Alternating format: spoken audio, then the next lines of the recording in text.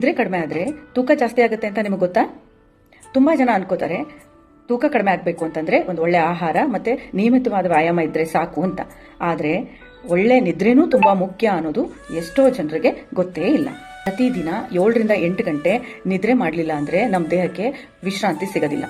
ಪರಿಣಾಮನೇ ಆಯಾಸ, ಸುಸ್ತು, ಸಿಹಿ ತಿನ್ನೋ ಆಸೆ, ಪದೇ ಪದೇ ತಿನ್ನಬೇಕು ಅಂತ ಬಯಕೆ, ಇಡೀ ದಿನ ಲವಲವಿಕೆನೇ ಕಳ್ಕೊಂಡು ಮೂಡ್ ಆಫ್ ಆಗೋದು.